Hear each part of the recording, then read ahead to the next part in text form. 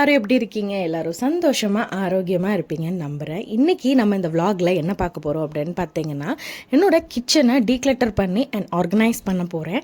So நம்ம இந்த டீக்ளட்டரோட மெயினான திங் வந்து எதுக்கு அப்படின்னு பார்த்தீங்கன்னா, ஃபர்ஸ்ட் இந்த தேவையில்லாத திங்ஸை வந்து நம்ம டிஸ்போஸ் பண்ணி எதெல்லாம் நமக்கு அன்றாட வேலைக்கு நமக்கு வந்து கிச்சனில் தேவைப்படுதோ அதை மட்டும் நம்ம வச்சுட்டாவே நமக்கு வந்து பாதி ஒர்க் வந்து நமக்கு ஈஸியாக முடிஞ்சிடும். ஸோ இது வந்து நான் கிட்டத்தட்ட ஒரு 3 monthsக்கு மேலே நான் வந்து இதை பண்ணணுன்ட்டு யோசிச்சுட்டு இருந்து, ஸோ இப்போ தான் கொஞ்சம் எனக்கு கரெக்டான கொஞ்சம் டைம் கிடச்சிச்சு. சரி இந்த டயத்தில் பண்ணிடலாம் அப்படின்னு சொல்லிட்டு தான் அந்த வேலையை ஆரம்பித்தேன். நான் லிட்ரலாக எனக்கு வந்து ஒரு 3 மணி நேரம் ஆச்சு நான் என்னோடய கபோர்ட் ஃபுல்லாக எல்லாத்தையும் கிளென்ஸ் பண்ணி எல்லாத்தையும் டீக்ளட்டர் பண்ணுறதுக்கு அண்ட் அதுக்கப்புறம் ஆர்கனைஸ் பண்ணி வைக்கிறதுக்கும் நான் அந்த டயத்துக்குள்ளேயே பண்ணிட்டேன்.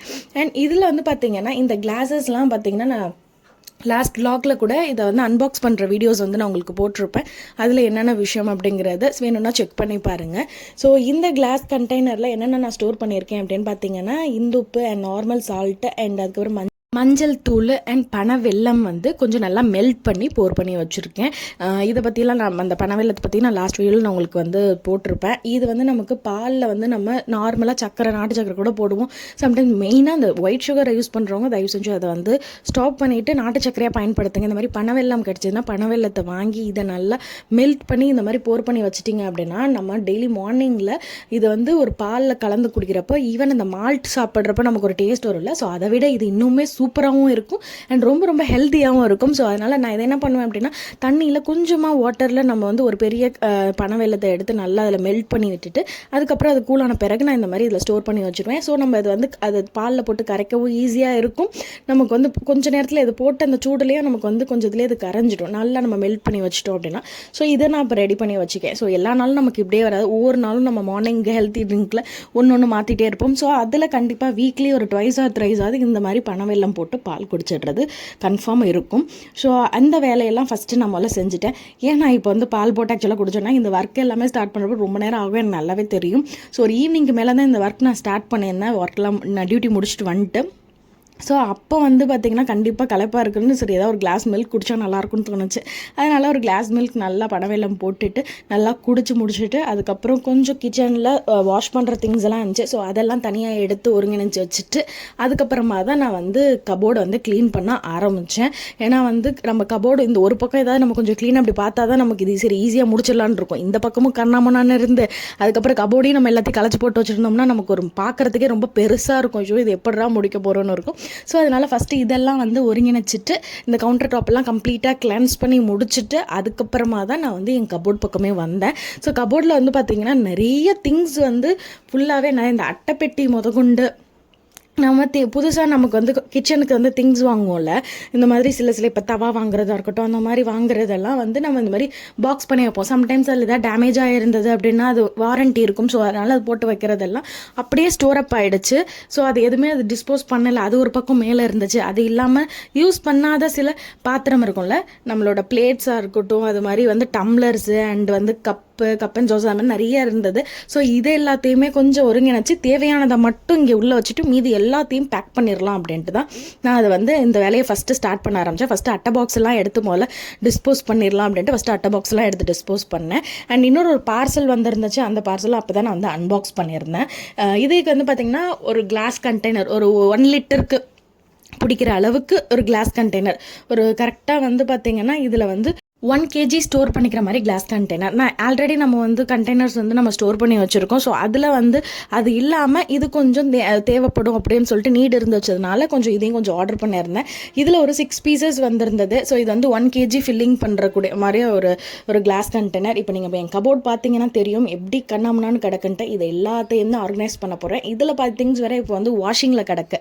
ஸோ அந்த வாஷிங் எல்லாம் முடிச்சு நம்ம ஏற்றணும்னா இன்னும் ஜாஸ்தி ஆகும். சரி இந்த இதெல்லாம் தான் ஃபஸ்ட்டு நான் ஆர்கனைஸ் பண்ண ஆரம்பித்தேன். ஸோ மேலே தான் எல்லா அட்டை பாக்ஸ்லாம் இருந்துச்சு. ஸோ அதில் வந்து நம்மளுடைய மிக்ஸி ஜாருக்கு இருக்கக்கூடிய அட்டை பாக்ஸை மட்டும் அதை அப்படியே ப்ளேஸ் பண்ணிவிட்டு மற்ற எல்லாத்தையுமே நான் டிஸ்போஸ் பண்ணிவிட்டேன். மெத்காஸ் அது எதுவுமே எனக்கு இப்போ தேவை கிடையாதுங்கிறதுனால எல்லாத்தையும் டிஸ்போஸ் பண்ணிட்டேன். அண்ட் அந்த 1 kg கண்டெய்னர் இருக்குது இல்லையா, ஸோ அதில் நான் என்னென்ன ஸ்டோர் பண்ணியிருந்தேன் அப்படின்னு பார்த்தீங்கன்னா அரிசி மாவு அண்ட் ரவை அண்ட் புளிக்கு கூட இப்போ ஒரு புது கண்டெய்னர் ஒன்று வாங்கலாம் வச்சுருக்கேன். ஸோ அதில் மாற்றிடலான்ட்டு ஒரு ஐடியா இருக்குது. கொஞ்சம் பீங்கானில் கொஞ்சம் அழகாக இருந்துச்சு, புதுசாக இருந்தது. அது அம்மா தான் வாங்கி கொடுத்துருந்தாங்க. ஸோ அதில் மாற்றிடலாம் அப்படின்ட்டு சொல்லி ஒரு ஐடியாவில் இருக்கேன்.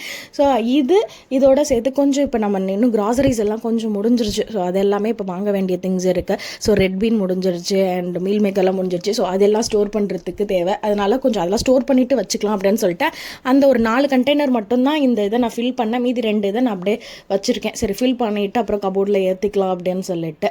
அண்ட் இதெல்லாம் பார்த்தீங்கன்னா எல்லாமே வந்து யூஸ் பண்ணாத பாத்திரங்கள் தான்.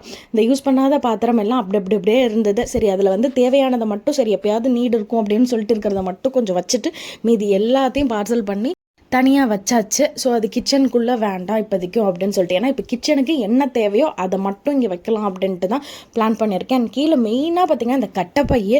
ஸோ எக்கச்சக்கமான கட்டைப்பையே. அந்த இப்போ நம்ம வந்து நார்மலாக இப்போ வெளியில் வந்து ஒரு ஷாப்பிங் போயிட்டு வந்தோம்னா அங்கே ஒரு வரக்கூடிய பேக்ஸு, அது எல்லாமே பேக்ஸ் எல்லாமே நல்லா இருக்குங்கிறதுனால நம்ம ஃபோல்ட் பண்ணி வச்சுருவோம் இல்லையா. ஸோ அது ஃபோல்ட் பண்ணி அதுவே ஒரு பெரிய இடத்த வேறு அடிச்சிட்டு இருந்துச்சு. சரி, இவ்வளோலாம் நமக்கு தேவை கிடையாது. ஸோ தேவையான கட்டைப்பை மட்டும் நம்ம வந்து நீட் இருக்கிறது மட்டும் கொஞ்சம் வச்சுட்டு மீதி எல்லாத்தையுமே பாதி வந்து டிஸ்போஸ் பண்ணிட்டேன். கொஞ்சம் அவங்களுக்கு யாராவது தேவைன்னா அவங்க எடுத்துப்பாங்கல்ல, ஸோ அது வேணுங்கிறவங்களுக்கு. ஸோ அதனால் அவங்களுக்காக எடுத்து வச்சிடலாம் அப்படின்னு சொல்லிட்டு கொடுத்துடலாம் அப்படின்ட்டு அது தனியாக கொடுக்குறது ஒரு பக்கம் வச்சுட்டேன். அண்டு குப்பைக்கு டிஸ்போஸ் பண்ணுறத தனியாக ஒரு பக்கம் டிஸ்போஸ் பண்ணிட்டேன். இந்த வீடியோட லாஸ்ட்டில் உங்களுக்கு வந்து கண்டிப்பாக பார்த்தீங்கன்னா தெரியும் எந்த அளவுக்கு டிஸ்போஸ் பண்ணுறது மட்டுமே எவ்வளோ இருந்துச்சு அப்படின்ட்டு. அண்ட் அதுக்கப்புறம் பார்த்தீங்கன்னா நமக்கு இந்த டொமேட்டோ சாஸ் நிறைய இந்த பேக்கெட்ஸில் கிடைக்கும் இல்லையா. ஸோ அந்த மாதிரி கொஞ்சம் நிறையவே இருந்து. ஸோ இது என்ன பண்ணுவேன் அப்படின்னா நான் சேகரித்து வச்சுப்பேன். ஸோ எப்போயாவது நமக்கு தேவைப்படும் அப்படின்னு சொல்லிட்டு ரெகுலர் யூஸ் பண்ணுறது இல்லையே நானும் நமக்கு எப்போயாவது சடனாக ஏதாவது ஒரு நம்ம பிரெட் டோஸ்ட் ஏதோ பண்ணுறோம் ஏதாவதுனா அப்போ கொஞ்சம் தொட்டுக்கிறதுக்கு நல்லாயிருக்குன்னு சொல்லிட்டு ஏன்னா இது தனியாக போயிட்டு நான் எப்போதுமே டொமேட்டோ சாஸ் பர்ச்சேஸ் பண்ண மாட்டேன், அந்தளவுக்கு நமக்கு தேவை இருக்காது அப்படின்னு சொல்லிட்டு. அதனால் வந்து இந்த மாதிரி வர்றதை நான் இந்த மாதிரி சேகரித்து ஒரு டப்பாவில் போட்டு வச்சுப்பேன். ஸோ எப்போயா நீட் இருந்தால் நம்ம அதை யூஸ் பண்ணிக்கலாம் அப்படின்ட்டு. அண்ட் என்னோட கிச்சன் கபோர்டில் எப்போதுமே ஒரு சின்ன ஒரு பிளேஸ் வந்து பார்த்திங்கன்னா கொஞ்சம் மெடிசன்ஸ்க்காக ஒதுக்கி வச்சுருப்பேன். அதாவது வந்து கொஞ்சம் அர்ஜென்ட்டில் தேவைப்படக்கூடிய மெடிசன்ஸ் இருக்கும்ல, கொஞ்சம் ஹெல்தி நீடுக்கு. எக்ஸாம்பிள் உங்களுக்கு சொல்ல போனால் இப்போ வந்து திரிபலா இருக்கட்டும், ஸோ இப்போ திரிபலா பவுடராக இருக்கட்டும், அண்ட் குட்டீஸ்க்கு தேவைப்படக்கூடிய சில டானிக்ஸ்லாம் இருக்கும்ல, ஸோ டானிக்ஸு சிரப்ஸு அந்த இதெல்லாம் வந்து பார்த்திங்கன்னா இந்த கிச்சனில் ஒரு சின்ன கபோர்டில் ஒரு ஓரமாக ஒரு சைடு வந்து அதுக்கு நான் எடுத்து வச்சுருவேன். அது மட்டும் இல்லாமல் நம்ம ரெகுலராக இப்போ திரிபலா பவுடர்ஸ்லாம் வந்து நம்ம ரெகுலர் யூஸ் பண்ணுறக்கூடியது. ஸோ அந்த மாதிரி இருக்கக்கூடியதெல்லாம், ஏன்னா இது ரெகுலர் வந்து நார்மலாகவே திரிபலா சூர்ணத்தை பொறுத்தவரை எல்லாருமே பயன்படுத்தலாம். ஒரு வேளை நைட்டு நம்ம தூங்க போகிற நேரத்தில் ஒரு 1/2 டீஸ்பூன் அளவுக்கு எடுத்து ஒரு 1/4 கிளாஸ் அளவுக்கு வெதுப்பான தண்ணியில் மிக்ஸ் பண்ணி நம்ம குடிச்சிட்டு வந்தோம்னா இது நம்ம பவல் கிளென்ஸ் பண்ணுறதுக்கு ரொம்ப ரொம்ப ஹெல்ப்ஃபுல்லாக இருக்கும். இதை நம்ம சாப்பிட்டுட்டு வரப்போ நமக்கு தெரியாமே நம்ம உடம்புல சில நல்ல விதமான சேஞ்சஸ்லாம் இருக்கும். சில ப்ராப்ளம்ஸே கூட கிளியர் பண்ணுறதுக்கு கூட இந்த திரிபலா பவுடர் நம்ம ரெகுலர் யூஸ் பண்ணுறப்போ நமக்கு உதவியாக இருக்கும். ஸோ அதனாலே திரிபலா பவுடர் இருக்கும். பட் சம்டைம்ஸ் நானே மிஸ் அவுட் பண்ணிடுவேன். ஹரிபரியில் ஏதாவது இருக்கிறப்போ இல்லை ரொம்ப டயர்டாக இருந்தோம்னா நானே அதை போட்டு சாப்பிட்றதுக்கு மறந்துடுறேன். பட்டு கண்டினியூ பண்ணணும் அப்படின்ட்டு இருக்கேன். ஏன்னா நடுவில் கொஞ்ச நாள் நான் வந்து சாப்பிடாமே விட்டுட்டேன். ஸோ திருப்பி கண்டினியூ பண்ணணும் அப்படின்ட்டு இருக்கேன். ஸோ இது ரொம்ப ரொம்ப நல்லது. ஏன்னா அது வந்து வாத பித்த கபத்தை வந்து சமன் செய்கிறதுக்கு ரொம்ப ஹெல்ப்ஃபுல்லாக இருக்கக்கூடியது தான் இந்த triphala powder. So many problems நம்ம பவல் கிளென்சிங் மட்டும் கிடையாது, நம்ம கண்ணுக்கு நம்மளுடைய ஸ்கின்னுக்கு எல்லாத்துக்குமே இந்த திரிபலா பவுடர் ரொம்ப ஹெல்ப்ஃபுல்லாக இருக்கும். முடிஞ்சால் ட்ரை பண்ணி பாருங்கள். நான் இதெல்லாம் பார்த்திங்கன்னா நான் கிளாஸ் கண்டெய்னர் நான் வாங்கினேன்னு சொன்னேன் இல்லையா. ஸோ அதில் தான் ஃபில் பண்ணிகிட்டு இருந்தேன். இந்த ரவை கொஞ்சம் இந்த புளி இதுதான் நான் கொஞ்சம் மாற்றணும்னு சொன்னேன். அதுக்கப்புறம் இந்த அரிசி மாவு, அப்புறம் சுகருமே ஒயிட் சுகரை பொறுத்தவரை நான் மோஸ்ட்லி எந்த இதுக்குமே நான் வந்து பயன்படுத்த மாட்டேன். எப்போ எனக்கு இந்த அப்பயும் நான் இவ்வளோ பெரிய கண்டெய்னரில் 1 kg ஏன் ஸ்டோர் பண்ணி வச்சுருக்கேன் அப்படின்னா இது எப்போ அப்படின்னா நமக்கு வந்து கண்டிப்பாக வேறு வழியே இல்லைன்னு சொல்லிட்டு நம்ம வந்து யூஸ் பண்ணுவோம் இல்லையா. ஸோ எக்ஸாம்பிள் வந்து இப்போ கேசரி பண்ணுறேன் அப்படின்னா அப்போ நமக்கு இந்த ஒயிட் சுகர் தான் தேவைப்படும். ஸோ அந்த மாதிரி இருக்கிறதுக்கு எப்போயாச்சும் எனக்கு வந்து கொஞ்சம் ரசகுல்லா அந்த மாதிரிலாம் பிடிக்கும். ஸோ அப்போல்லாம் நம்ம வந்து இந்த ரசகுல்லா வந்து போட்டு சாப்பிட்றதுக்கு நமக்கு இந்த ஒயிட் சுகர் தான் வந்து நமக்கு தேவைப்படும். ஸோ அந்த மாதிரி வீட்டில் சின்னதாக ஏதாவது ஒரு ஸ்வீட் ரெசிபி பண்ணுற டயத்தில் மட்டும் இந்த மாதிரி ஒயிட் சுகர் யூஸ் பண்ணுவேன். அதுவும் வெரி வெரி ரேர்லி, மந்த்லி ஏதாவது 1 or 2 அந்த மாதிரி டைம். ஸோ அதுக்காக ஸ்டோர் பண்ணி வச்சுருக்கேன். இப்போ கபோர்டில் பார்த்தீங்கன்னா சில்வர் கண்டெய்னர்ஸும் நிறையா இருக்கும், இப்போ கிளாஸ் கண்டெய்னர்ஸும் இருந்துச்சு. ஏன்னா ஆக்சுவலாக பார்த்தீங்கன்னா அம்மாவுக்கு வந்து சில்வர் கண்டெய்னர்ஸாக இருக்கிறது தான் ரொம்ப பிடிக்கும், எனக்கு இந்த மாதிரி கிளாஸ் கண்டெய்னராக இருக்கிறது பிடிக்கும். ஸோ அதனால் இப்போ நான் வந்து கொஞ்சம் எனக்கு யூட்டிலைஸ் பண்ணுறதுக்கு பார்த்தானே இது இருக்குது அப்படின்னு சொல்லி ஈஸியாக ஐடென்டிஃபை பண்ணுறதுக்கு கிளாஸ் கண்டெய்னர் தான் கொஞ்சம் பெட்டர். ஸோ அதனால தான் நான் இதை ஆஃப் பண்ணிக்கிட்டேன்.